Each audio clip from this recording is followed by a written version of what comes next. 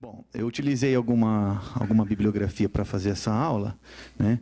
Eu utilizei o livro da Sociedade Brasileira de Reumatologia, utilizei o Hochberg, né? Revisão do New England Journal of Medicine 2018, a Revista Brasileira, as Diretrizes de 2013, e para tratamento de hemorragia alveolar asseada SAF, a gente não tem estudos, revisões sistemáticas, ensaios clínicos randomizados. A gente tem mais série de casos, alguns relatos de casos que eu também utilizei para fazer revisão. Nessa aula que eu vou apresentar, eu vou me ater a alguns detalhes fisiopatológicos e vou me ater um pouco mais às manifestações não critério da SAF, principalmente de hemorragia alveolar, né, associada à capilarite, que foi o caso em questão.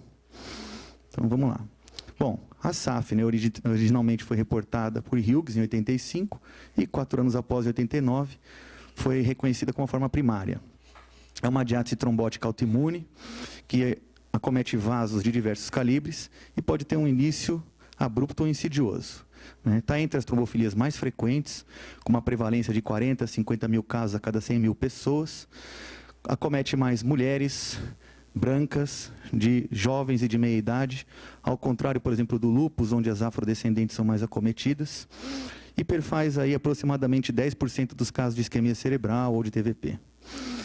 Os critérios classificatórios, lembrar da diferença, que não são critérios diagnósticos, né, são critérios que servem para homogeneizar pacientes para trabalho clínico, né, para facilitar também a vida de clínicos não reumatologistas, para aumentar o índice de suspeição. Eles levam em conta obstruções arteriais venosas, vasos de todos os tipos e calibre, a presença de anticorpos antifosfolípide, anticardiolipina, IgG, IgM, a IgA nós vamos discutir que tem o seu papel duvidoso, ela entra mais na classificação do lúpus, anti-beta-2 glicoproteína 1, o anticoagulante lúpico, e também as morbidades obstétricas, que têm uma fisiopatologia própria, né? Muitas vezes não são só trombos, mas nós temos inflamação também no trofoblasto, distúrbio hormonal, como a diminuição do beta-HCG, que levando a abortamentos de repetição, perdas fetais, parto prematuro, pré-eclâmpsia. E isso nós vamos discutir os critérios de Sapporo para não ficar muito prolongada. Sapporo revisado, né? A doença SAF, a etiologia, então é uma associação do HLA com anticorpos antifosfolípides, né? A forma primária mais relacionada com aplótipos DR4 e DRW53 do HLA. Muitas vezes nós vemos também mutações dos genes IRF, STAT4, fator 5 de Leiden e da protrombina, como o Dr. Elbio já adiantou. Muitas vezes o paciente tem deficiência de protrombina e ele sangra junto com SAF, levando aquela síndrome chamada de síndrome LA hipoprotrombinemia. Nós temos também um fato de que o sistema valina-leucina na beta-2 glicoproteína 1 é polimórfico. E esse polimorfismo pode levar a uma antigenicidade maior, uma facilidade de ligação com os antifosfolípides. Além disso, a assinatura do interferon tem sido estudada, sendo um possível alvo para o tratamento em formas responsivas.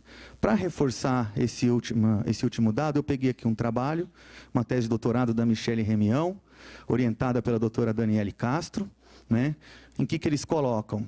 Primeiro que é um estudo que vai avaliar a assinatura do interferon tipo 1 em pacientes, não só que tem SAF primária, mas que também não tem anticorpos contra lúpus, como por exemplo o anti-DNA.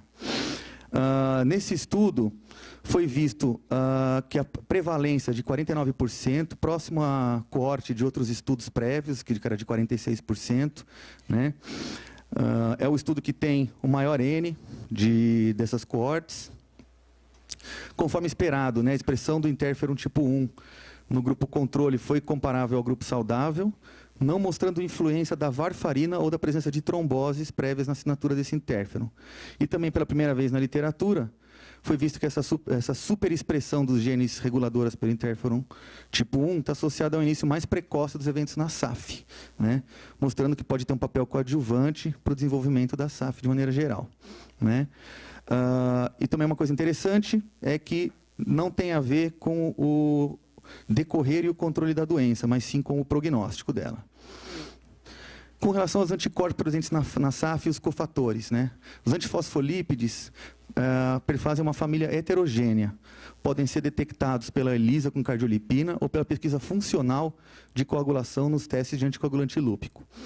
Lembrar que antifosfolípides de pacientes que estão infectados como HIV, sífilis, hepatite, faltou aqui a dengue também, ou após a exposição a drogas, eles reagem positivamente sem a presença do plasma, mas não têm um padrão patogênico, não conferindo um maior risco à trombose.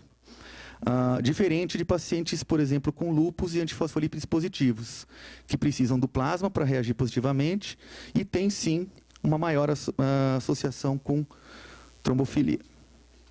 A beta-2-glicoproteína 1 é uma proteína presente no plasma, serve como cofator para as ligações de antifosfolípides na reação de anticardiolipina. Ela é presente no plasma humano normal, em concentrações constantes. Ela regula complemento e ela tem uma afinidade por superfícies negativamente carregadas, como é o caso dos fosfolípides aniônicos, de heparina e do DNA. A patogenia, basicamente, nós temos mecanismos acontecendo simultaneamente, resultando em inflamação, vasculopatia, coagulopatia e eventos placentários.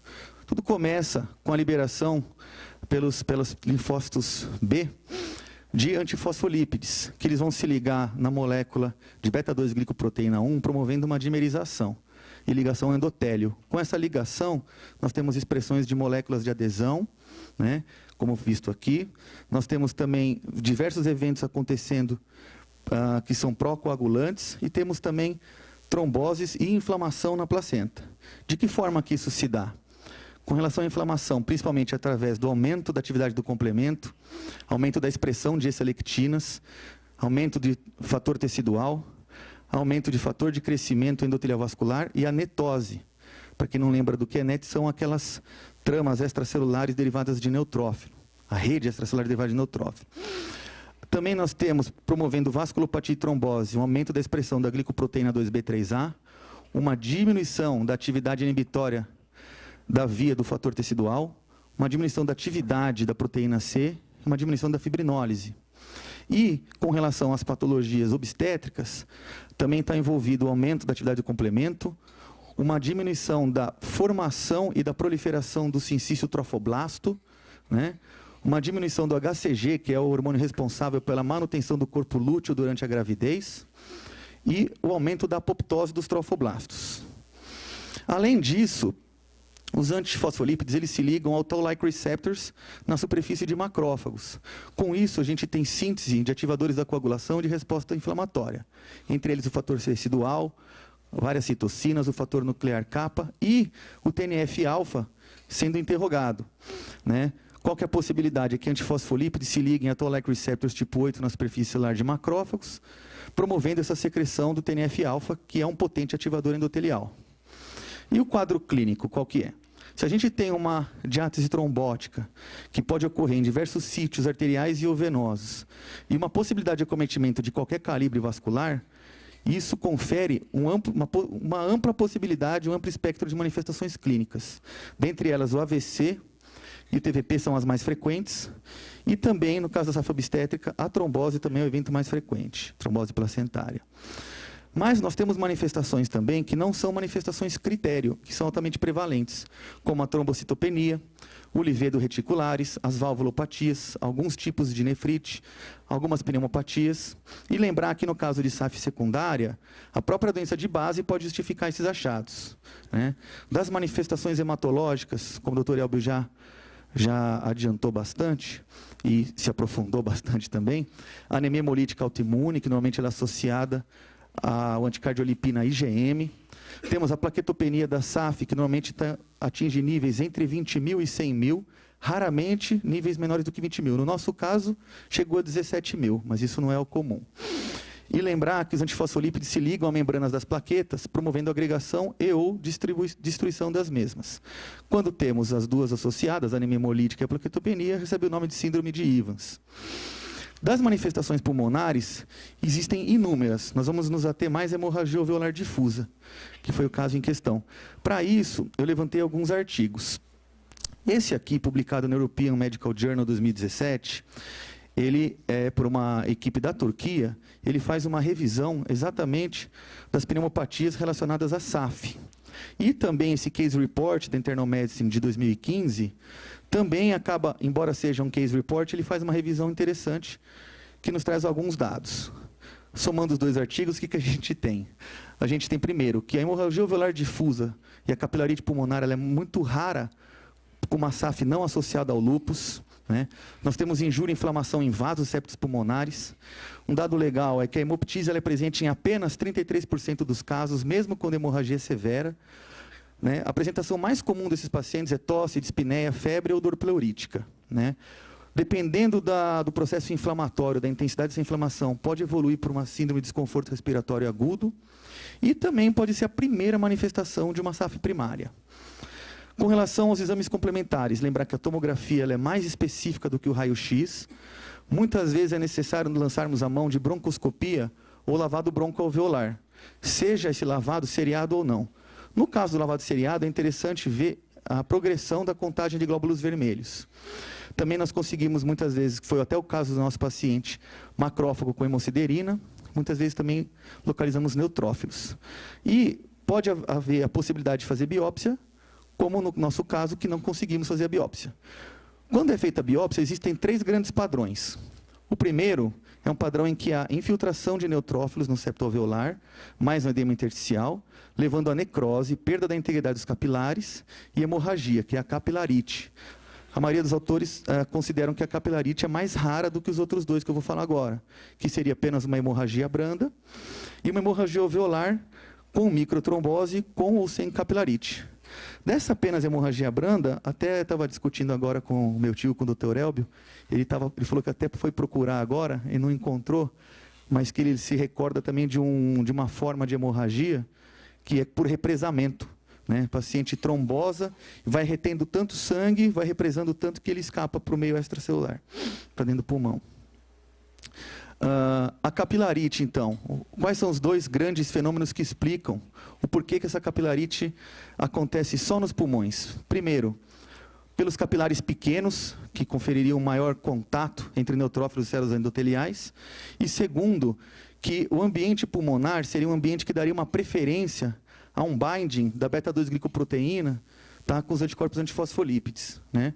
Esses anticorpos antifosfolípides fariam upregulation nas moléculas de adesão endotelial, recrutariam neutrófilos, que migrariam para os septos alveolares, causando destruição e, consequentemente, hemorragia. E os exames complementares? Lembrar que, historicamente, começou com testes sorológicos para sífilis, principalmente pela presença de fosfatidilcolina. Mas são testes de baixa sensibilidade e especificidade para detecção de antifosfolípides. Não devem ser utilizados rotineiramente, tá? O que nós utilizamos hoje em dia são a pesquisa dos anticorpos anticardiolipina, da anti-beta-2-glicoproteína 1 e do anticoagulante lúpico. Lembrar que das anticardiolipinas, nós consideramos IgG e IgM em níveis maiores do que 40, persistentes, por mais de 12 semanas, menos de 5 anos, e que a pesquisa dos anticorpos antifosfolípida classe IgA ainda não se tem uma certeza se tem associação com fenômenos trombóticos. Do anticoagulante lúpico, fazemos teste de triagem e confirmatório, inicialmente com TTPA e depois com DRVVT, que é do veneno de víbora de Russell. Já sabemos que existem outras víboras também, como a cobra taipan e outras que eu vou falar mais adiante, que têm aí o seu valor, principalmente para pacientes que usam anticoagulante, evitando os falsos positivos. Mas nós vamos citar isso mais para frente. As tromboses na SAF devem ser sempre documentadas, principalmente através de Doppler de membros inferiores, de ressonância, de ultrassom, tomo ou biópsia. Quando eu tenho lúpus, lembrar que a pesquisa de antifosfolípides faz parte dos critérios diagnósticos, inclusive a IgA. Quando eu tenho pacientes com outras doenças autoimunes e eles vêm com evento trombótico obstétrico suspeito, lembrar que pode ter uma associação com a SAF, de pesquisar. Ou, como o Dr. Elbio já adiantou também, pacientes que têm uma trombocitopenia frente a uma doença autoimune, lembrar que pode ser uma manifestação da SAF. E a mais clássica, né, pacientes jovens com trombose, que não achamos fatores de risco clássicos, faz parte da investigação diagnóstico diferencial. Muitas vezes, pedir os anticorpos antifosfolípides logo após um evento trombótico pode vir negativo. Isso não exclui o diagnóstico de SAF. A gente deve repetir esse exame 2 meses depois do evento ou quando estiver programando a suspensão da anticoagulação. A recomendação que nós temos é que se ambos os antifosfolípides são negativos e eu tenho uma forte suspeita, eu devo pedir a dosagem do anti-beta-2-glicoproteína 1, lembrando que, por que só nesses casos? Porque só 5% dos casos tem anti-beta-2-glicoproteína 1 positivo, com os outros negativos. E é um exame de difícil acesso e de alto custo. Então, por uma questão farmacoeconômica, fica reservado a esses casos. Algumas observações finais, né? O anticoagulante lúpico parece ter maior associação com a presença de fenômenos trombóticos. A triplo positividade confere uma maior chance de eventos trombóticos. Muito se fala também sobre a SAF soronegativa, que é todo um quadro clínico sugestivo, porém com os anticorpos clássicos negativos. Aí fica a dúvida, será que seriam SAFs com outros autoanticorpos? Será que não é outra trombofilia que eu esqueci de pesquisar? Né? E com relação aos outros autoanticorpos, como a fosfatidilcerina, fosfatidiletonomina, anticorpos contra complexo de proteína fosfolípide, o anticorpo contra o domínio 1. Lembrar que a beta-2-glicoproteína tem 5 domínios e o domínio 1 é o mais específico. Seriam, então, esses anticorpos, eles iriam conferir informações adicionais aos tradicionais? Né? E como é que eu faço quando o paciente está tomando o anticoagulante e eu quero pesquisar SAF? Que essa é uma dúvida muito frequente. Para responder isso, eu peguei aqui esse artigo, publicado na International Journal of Laboratory Hematology, de 2013. Esse artigo, ele pegou pacientes utilizando dabigatran, rivaroxaban e enoxaparina. Com isso, eles chegaram à conclusão de que mesmo você fazendo teste de triagem para o LAC e os testes confirmatórios, você não consegue afastar os falsos positivos. Já esse outro estudo aqui, de 2018, publicado no Thrombose Research, avaliou pacientes em uso de dabigatran, rivaroxaban e apixaban, né? Ele também chega às mesmas conclusões com algumas ressalvas. Ele acrescenta alguns dados. Deve sim ser pedido para aqueles pacientes que eu quero afastar o SAF como um exame de alto valor preditivo negativo. Tá? Aí ele pode ser pedido. Outra coisa interessante é que eu posso, por exemplo, se eu tiver a oportunidade, suspender esse anticoagulante e fazer a dosagem depois. E melhor ainda, se não tiver a chance de suspender, se eu tiver acesso, eu poderia fazer o teste confirmatório com veneno de víbora taipan, textarin ou hecarim, ao invés de veneno de víbora de Russell, que esses sim evitam os falsos positivos. Como é que eu faço o segmento, né, desses pacientes? Primeiramente, a anticoagulação. Vocês vão ver que cada paciente tem lá o seu alvo, isso é individualizado. A contagem de plaquetas. E não esquecer dos marcadores clássicos de risco trombótico, hipertensão, dislipidemia, tabagismo, uso de estrógeno. Tudo isso a gente não pode esquecer. E para eu tratar o paciente, eu vou considerar a idade, vou considerar o perfil de antifosfolípides, os fatores de risco concomitantes para a trombose, como eu já falei, e associação com outras doenças autoimunes. Como profilaxia geral é controlar esses fatores de risco adicionais, temos que evitar as terapias hormonais com estrógeno, temos que intensificar a profilaxia pós-operatória, e se eu estiver utilizando corticoterapia, principalmente para as manifestações não critério, lembrar de utilizar os poupadores. E essa questão dos poupadores, nós vamos discursar um pouquinho mais, a questão do qual que eu vou usar. Ciclofosfamida, ciclosporina, rituximab, micofenolato, Ritux. Né? Então, vamos lá.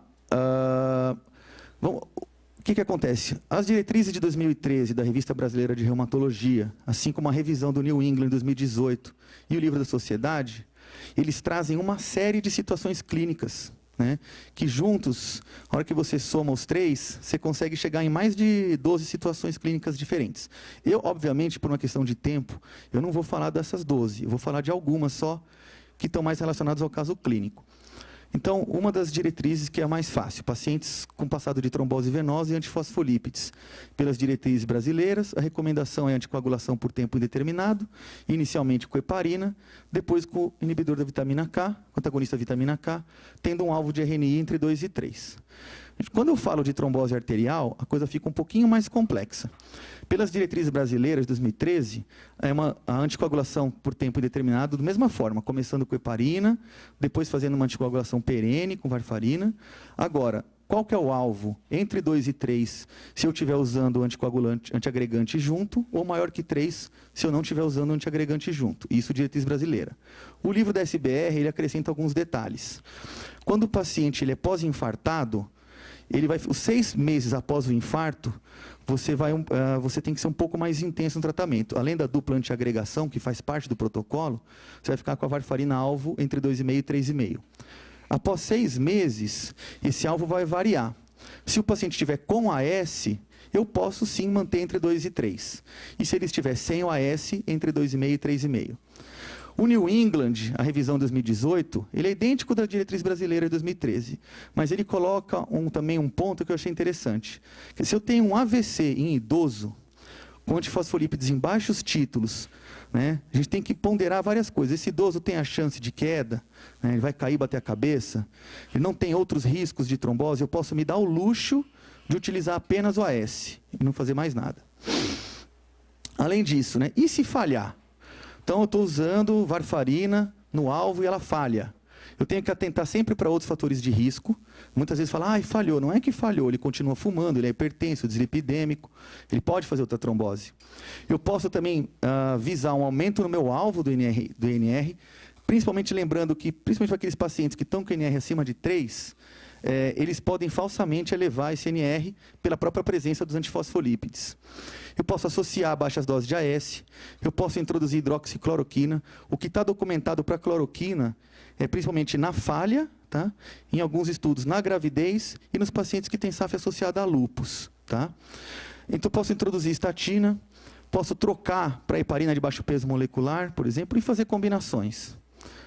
E com relação aos anticoagulantes orais, a gente não tem evidência de que determine eficácia e segurança desses agentes nas populações com SAF.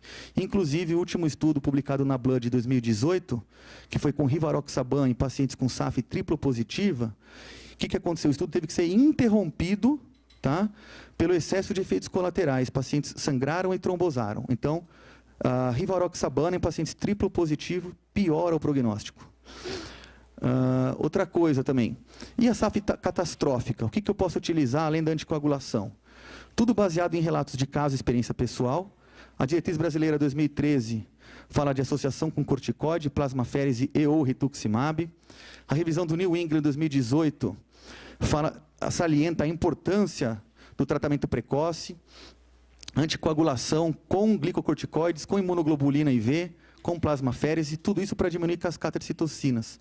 Também cita o rituximab, que são alguns case reports, o ecolizumab com anti-C5, também baseado em alguns case reports, e nenhum estudo controlado foi feito, até pela raridade desse tipo de caso. Né? E com relação à hemorragia alveolar, que era o nosso caso aqui. Essa aqui é uma revisão que eu encontrei, publicada no European Medical Journal, em 2017, por uma turma da Turquia. Eles chegam a algumas conclusões, que azatioprina isolada, ciclofosfamida isolada ou metotrexato isolado reduzem níveis de antifosfolípides, mas não diminuem o risco de trombose. Né? Já essa outra revisão aqui da Mayo Clinic, que é a maior série de casos até 2014, foi um follow-up aí de 15 anos, né? O que eles encontraram aqui? Tiveram 8 pacientes com ciclo e 9 com Ritux. 3 deles tiveram resposta com ciclo sem Ritux. Um teve resposta com associação de ciclo mais Ritux. Lá embaixo, 2 tiveram resposta de Ritux sem micofenolato e 3 de resposta com Ritux com micofenolato. E, concordando com o estudo anterior, ASA sozinho, micofenolato sozinho, plasmaférese sozinho, imunoglobulina sozinho, não tiveram resposta. Já esse outro case report aqui da Internal Medicine, né, ele também tem um perfil de resposta semelhante aos 2 anteriores, mas ele salienta um dado importante. É um estudo antigo, do Girardi, de 2004, mas ele fala que a varfarina pode ter um efeito anti-inflamatório também. Né? Então, ele pode diminuir a chance de o paciente fazer novos episódios de hemorragia alveolar e aumenta a sobrevida. Com relação ao rituximab, a revisão do New England, ela fala apenas do rituximab no uso da trombocitopenia, de anemia hemolítica, vasculite livedoide, nefropatia e SAF catastrófica. Ela esquece da hemorragia alveolar. Mas o que eu achei interessante dessa revisão é essa questão da orientação de você fazer o rituximab a cada 6 meses. E isso bate com um estudo piloto aberto chamado RITAPS Trial, que ele conseguiu ver o seguinte: ele acompanhou esses pacientes, dosou rituximab sérico, dosou CD19+, dosou RACA, que são os anticorpos antiquiméricos, para ver como é que é o perfil, como é que é o comportamento.